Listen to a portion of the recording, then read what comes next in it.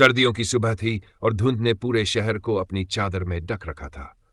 गलियों में हल्की हल्की खुरखुरी आवाजें गूंज रही थी और लोग अपने अपने कामों में व्यस्त थे। ऐसे ही एक छोटे से मोहल्ले में रामलाल नाम का एक ईमानदार रिक्शा वाला रोज की तरह अपने रिक्शा पर बैठा था। उसके चेहरे पर थकान की परछाई थी, लेकिन आंखों में सच्चाई की चमक साफ नजर आती थी।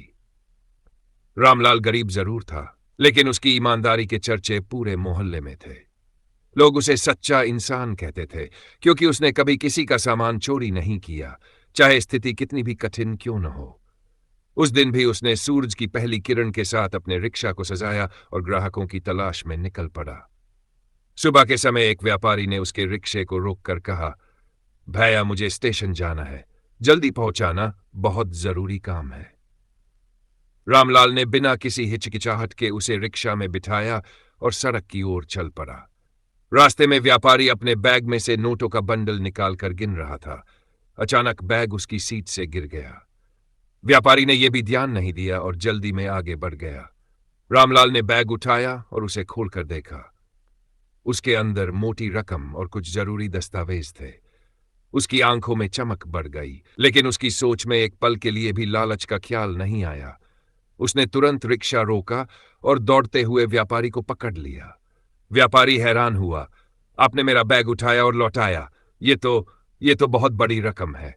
रामलाल ने सिर हिलाते हुए कहा, साहब ये आपका है, मैं इसे नहीं रख सकता। व्यापारी ने धन्यवाद के रूप में रामलाल को कुछ नोट देने की कोशिश की, लेकिन रामलाल ने मना कर दिया। उसने कहा, साहब मेरा काम ईमानदारी से चलाना है और आपकी मदद करना मेरी खुशी है। व्यापारी भावुक हो गया और उसने रामलाल को एक छोटी दुकान की चाबी दे दी जो वह अपने शहर में खोलने वाला था। उसने कहा, आप जैसी ईमानदारी आज के समय में बहुत कम है, यह आपकी मेहनत और ईमानदारी का इनाम है।